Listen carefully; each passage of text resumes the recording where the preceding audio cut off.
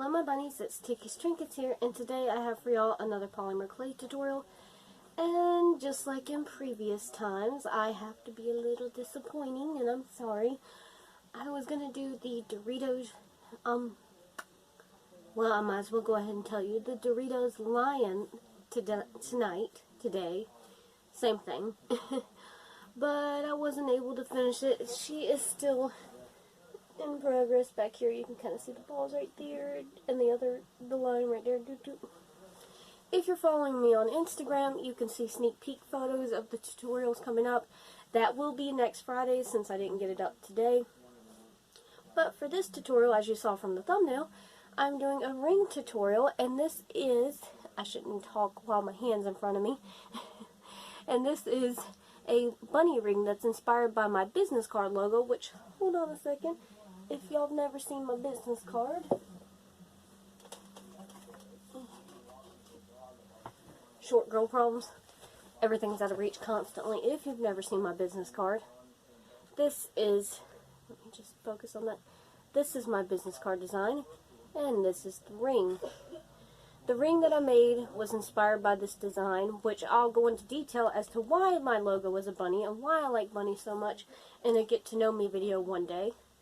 I just want to think of enough interesting facts about myself to tell you guys, rather than just spouting out nonsense that nobody gives a crud about. Anywho, and the bunny ring, I decided to make it very plush-like. If it'll focus. Come on. My phone never wants to work with me. Well, it's not wanting to focus, but you're going to see it in the video, where I did line textured on it to make it look plush-like. And then I also did beads for the eyes. If you can find really, really itty-bitty small buttons, that would be even better. But the buttons I had weren't quite small enough for this. They were a little bit bigger. They're better suited for sculptures, not for a ring. And then I did a pink nose, and I did pink accents like on the cheek and on the ears with mica powder. I still have yet to master chalk pastels. One of these days I'm going to get the hang of that with clay. But as for now, it's a struggle, and I'm living with it. Anywho, I just love how cute this one came out. I will list this for sale on Etsy, but I'm going to keep the original copy for myself because I think she is just too darn cute. And that way I can actually wear some of my art out and about, because I don't actually wear most of my art out and about. Because I do have jewelry pieces, but other than rings, the other stuff like earrings and necklaces aren't as sturdy as I'd want them to be. Like, I have a few necklaces I made a long time ago, probably back in like 2014, 2015, maybe 2016 at the newest, and I still have them today. And I still wear them today. They're not listed for sale on Etsy anymore because jewelry is just not my thing anymore, which I do want to change my business card to say custom cake toppers and more instead of jewelry accessories and more, which you cannot see that because my phone is very bad quality because it was a cheap girl, but she's a reliable girl, so we love a cheap, reliable girl. And they're actually still holding up pretty good, but if you're rough with your jewelry or anything like that, then yeah, it just wasn't a smart investment for me personally. That's why I pretty much only do rings and cake toppers. Occasionally I'll do a picture frame or something like that, but nobody's constantly moving a picture frame, unlike a keychain or a necklace or earrings. Anywho, rings are sturdy too. I hope you guys enjoy this tutorial very much.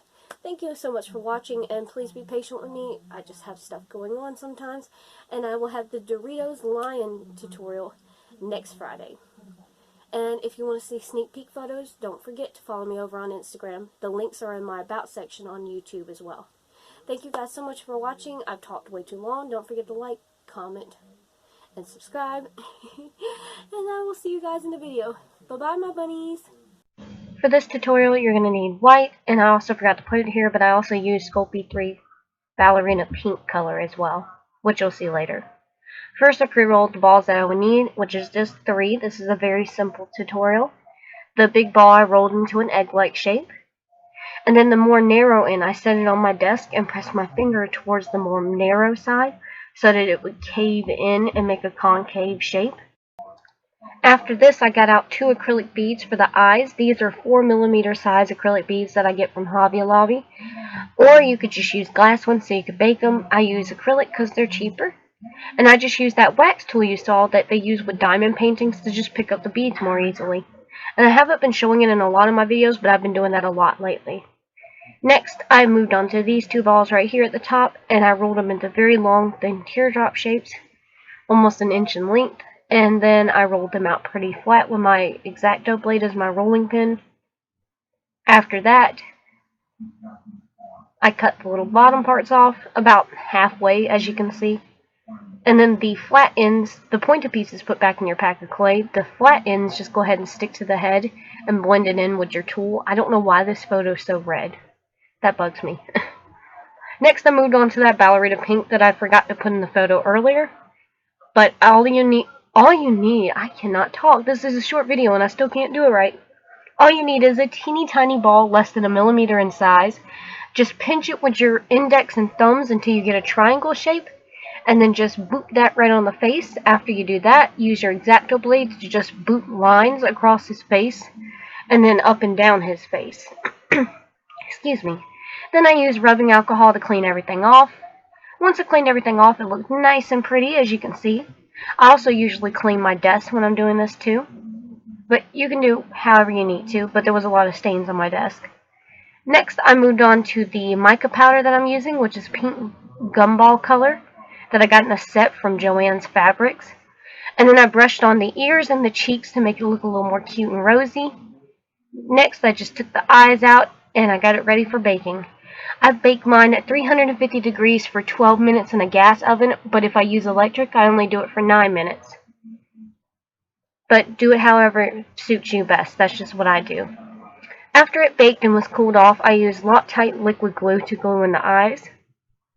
Once that is set, I'll use E6000 and a ring base to glue it to. And once that was dry, I took my polyacrylic floor varnish that I get at Walmart and glazed it up. And then you're done. Always use at least 2 coats of glaze though. Thank you guys so much for watching, and I will see you all in my next video. Bye bye, my bunnies.